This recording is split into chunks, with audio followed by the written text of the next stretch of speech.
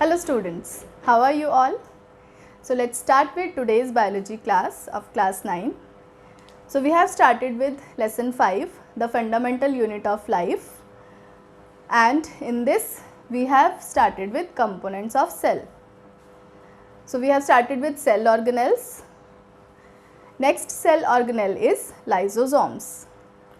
So lysosomes are the membrane bound sac filled with digestive enzymes.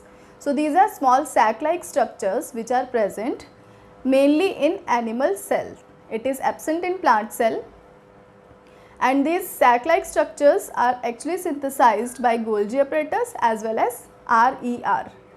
How does it happen? You have to remember that thing that we have discussed about the function of RER, SER and Golgi. In that we have discussed that the rough endoplasmic reticulum have ribosomes over its surface which will help to produce proteins or enzymes. So these proteins or enzymes which is required to form lysosomes are actually also the digestive enzymes. These digestive enzymes are also secreted, produced by the ribosomes present on the surface of RER. After formation of these digestive enzymes, these are then transported to SER and then SER to Golgi body. This Golgi complex will then produce or form this lysosome. The sac-like structures having the digestive enzymes bound off from the Golgi apparatus are called lysosomes. Now let us see the functions of lysosomes. It plays a very important role in cell. First function is digestion of food. As it has the digestive enzymes, so the digestive enzymes will help the lysosome to digest the food. Like in case of eukaryotic cell, for example amoeba. Amoeba engulf the food in the form of a food vacuole by forming pseudopodia around it.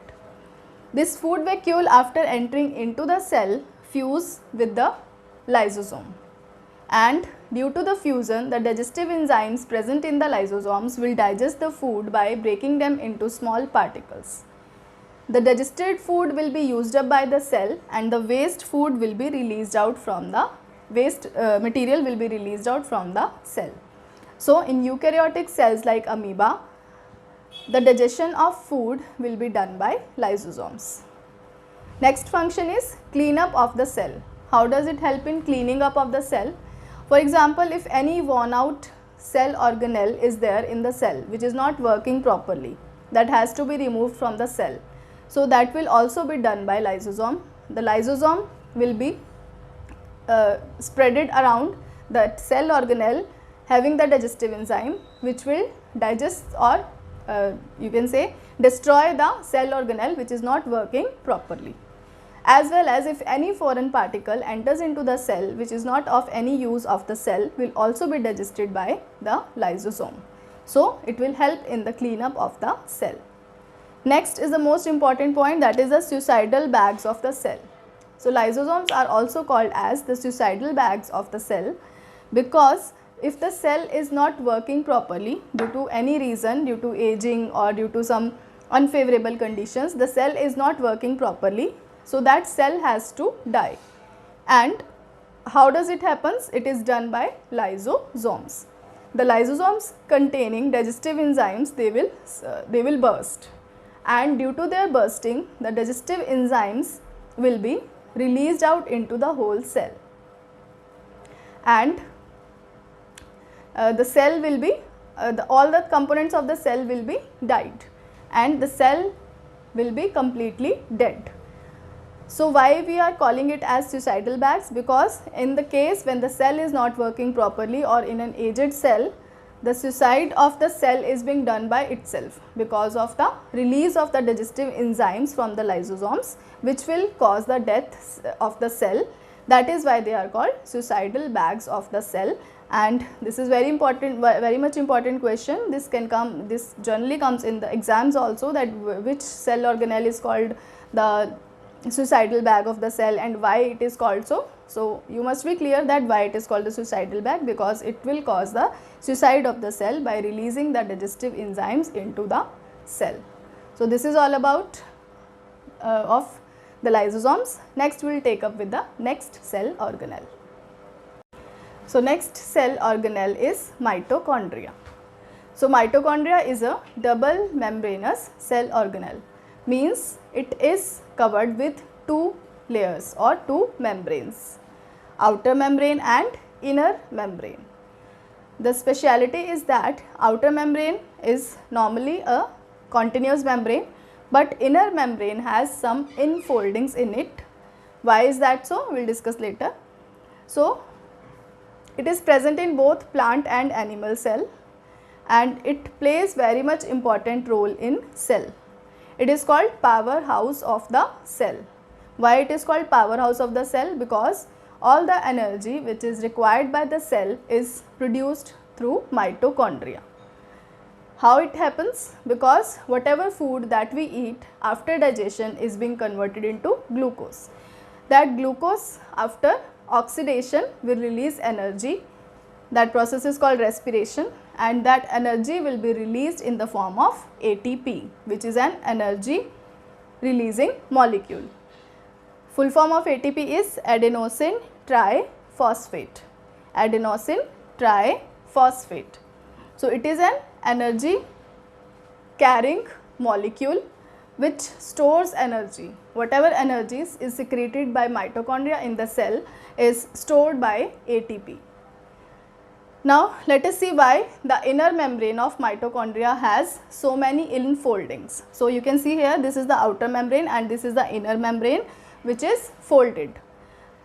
Due to this infoldings, the inner surface area of the membrane will be increased, because here you can see these structures. These are ATP generating particles, or they are also called as oxysomes. So these ATP generating particles will help the mitochondria to release energy in the form of ATP, and due to this increased surface area of inner membrane of mitochondria, the number of these ATP generating particles will be increased, which will increase the amount of energy released by mitochondria in the cell. So is it clear why inner membrane has so many infoldings? To increase the surface area so that maximum amount of energy can be released in the form of ATP. Now let us see the function. As I have already told you that it is called the powerhouse of the cell because it releases energy in the form of ATP. And so this is all about the mitochondria. Next we will take up the next cell organelle, that is vacuole. So next cell organelle is vacuoles.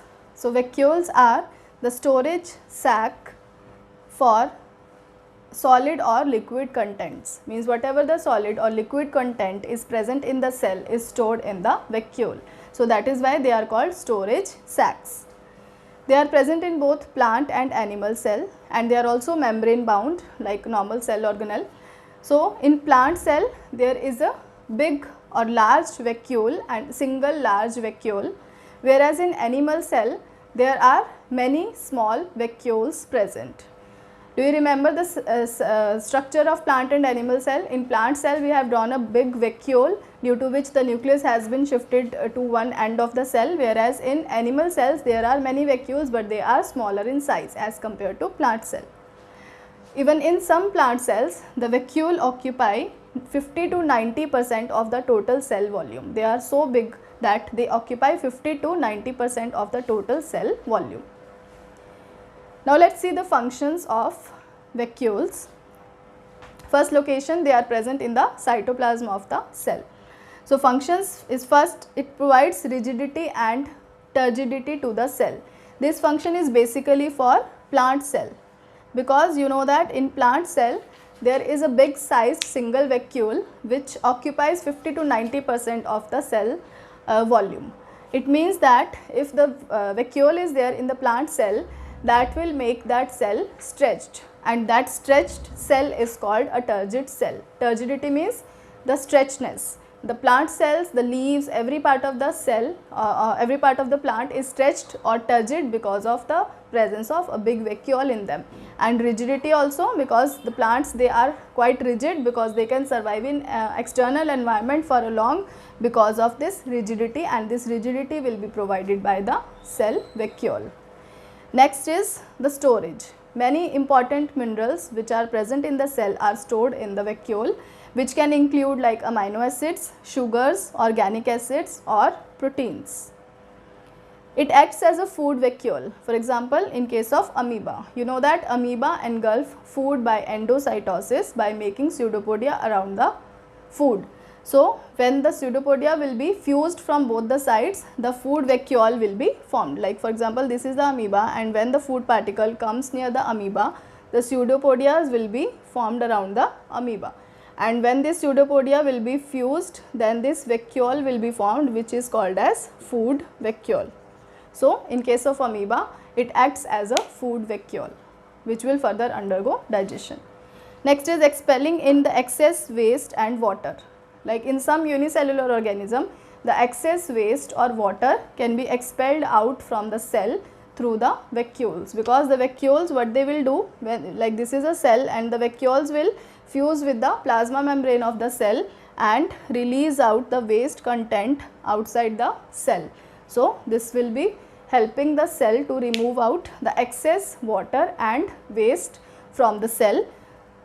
So, these are the functions of the vacuoles. So, with this we are finished with this chapter, lesson 5. Now, you have to find out the question answers NCERT which is given as the in-text question, as well as the questions which is given at the back as exercise questions. We will discuss the question answers also.